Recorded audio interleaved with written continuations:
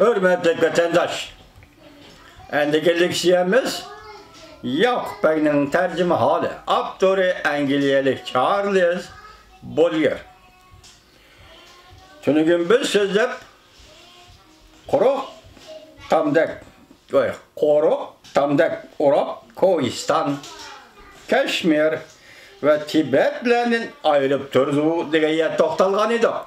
Onun devamı hürmetli vatandaş. Yukarıda eğitip ötkendek. Garbi tarafdaki Pamir yaylakları bilen şarkı tarafdaki kumluk, çöl bayava. Bu cayne iki taraftan urap, düşman besip kırılmaydıgan, enek hem bir xatar mudafiye rayını kılıp şekillendirgen. Asya'da bundak enek coğrafi ve oranga ege devlet nait az uçraydı. Teşkariye doğrusu toxtulamak. Asya'da bundak enek coğrafi ve oranga ege devlet nait az uçraydı. Ulu tabiat güya bu cayne çetnin tecavüz eden en sürmey. Öz baylıklarına tayinip, bəxet, sahadet içinde yaşaydığan kılı yaratqandek kılıdır. Lekin onun tarixini köprek gəm endişi bilen ötken. Şundaqdımı o çetnin tecavüzüden kutulup aram tapkan kısqığına bir mezgilde Şinjan, Uyguristan'a davet edildi mi? Çetnin tecavüzden kutulup aram tapkan kısqığına bir mezgilde özünün tabii baylıkları bilen bəxet tepep ve güllep yani Asya'nın Gülistanı bulup kalgan. Nurgun əsirlerden bu yan üzülmeyi devam kılgan yeğilekla ve elden kıyafetinde nurgulgan enek cerahat izlerini kaldırgan. Ona nüfusunun aziyip ketkenligi bunun nait enek delilidir.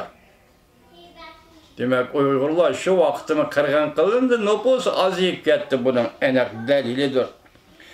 En kısa hesaplagandı mı, yani en küçükli hesaplagandı mı, yer meydanı 250.000 kvadrat mil.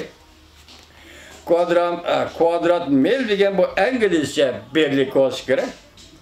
İngilizcenin uzunluk ölçümü iken 1 mil 1609 metrega tan beraber keldi ekan.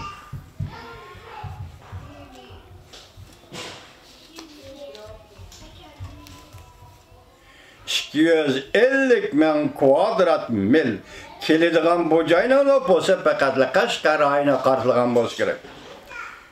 Bu joyning nüfusi en nüfuzluq erbaplarının qarışıca 1 milyonga mı yetmeydi?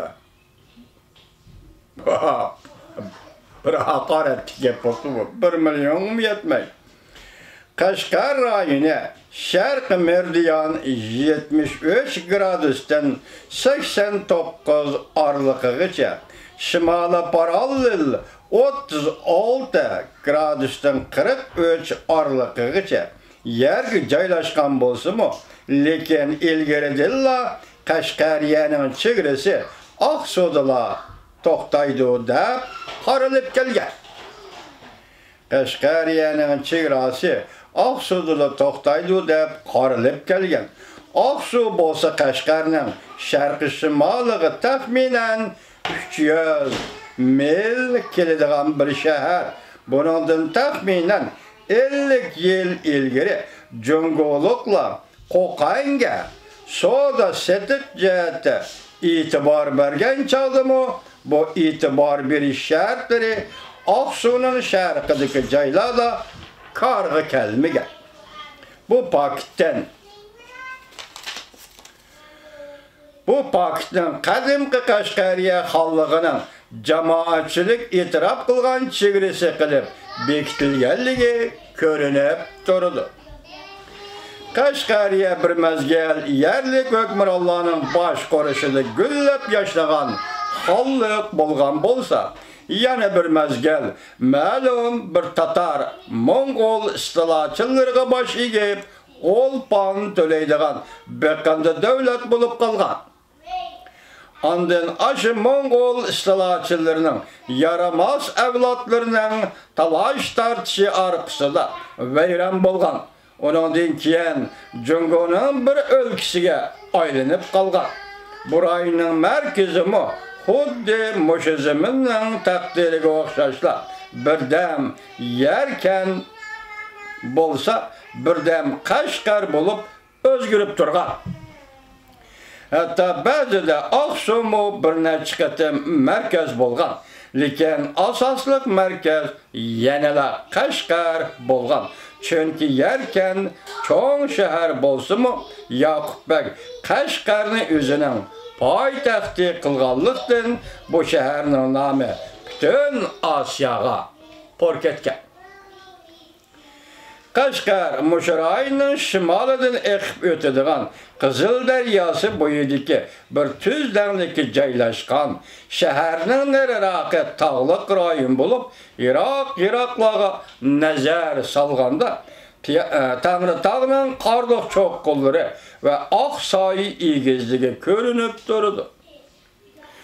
Bu shaharning aholisi aram 300 ming bo'lsa, hozir bu markaziy shaharning bozor va karvonsaroylari boshqa har qanday shahardagidan avval. Yaqinqi yillardan buyon bu joy Rossiya bilan savdo-sotiq qilishgandan keyin yana ma'lum darajada jonlangan bo'lsa-mu, lekin mayli Qo'qondan kelgan savdogarlar bo'lsin yoki G'uljidan kelgan savdogarlar bo'lsin, ularning nihoyat oz sondikilarilar bu shaharning ishkirrak joylariga bora oladi. Bu shaharning o'ttirisidagi Qizil daryosiga yog'ochdan ko'rak salingan bo'lsa-mu, ammo bu shaharda teshi ko'rkam va ichki ozoda imorat yo'q deyarlik. Amirning ordusi shaharga 5 mil keladigan yangi shaharga joylashgan. Orduning o'zi qatma-qat imoratlardan tarkib topgan nihoyatda surlik bir harbiy qal'a bo'lib, tashqariqi o'ylida ordu muhofizatchilari va ordu amaldorlari turadi.